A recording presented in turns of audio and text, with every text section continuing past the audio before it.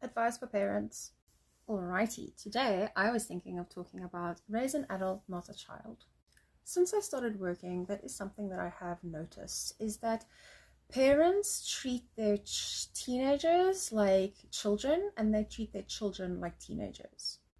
And I really do think that if one can just swap it back to the way it should be, I think the results will yield a lot better. And that is what's actually awesome about homeschooling, specifically my program. I'm not talking about other people, I don't know what they do. But my programs help them grow up where it's necessary, but it helps them stay young where it's important. As the parents control the values and the culture that the child is raised in, they decide when they grow up according to that. With me, they grow up in their intellect, in their cognition, in the way that they carry themselves in the world. I've actually been told by some clients that are like, I've never had anyone tell me that I need to go to a party. And I'm like, it's safe. It sounds like it's going to be a really awesome environment. There's nothing wrong with what's happening there. There's no debauchery whatsoever.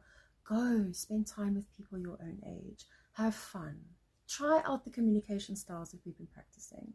So here are some practical steps that you can use in order to assist you in this very difficult concept. Okay, a lot of compassion is coming from me. I get that it's hard. Okay, I understand that letting go is very difficult. That's why let's come up with practical solutions to assist us in managing this heartbreak. Give them controlled responsibility. So I'm not a fan of paying kids for chores. I'm not a fan of paying kids for getting good results. Okay, to me it causes more problems. However, that said, children need to learn to work with money. So there can be situations in which you implement certain things. For example, they say money, time, decision, self-assessment. Allow them to plan a holiday with the budget. Instead of responding with affirmations, why not respond with, how do you think you did? So instead of saying, oh, well done, you did so wonderfully, why don't you rather convert the sentence into, what's your opinion about the quality of work that you have produced?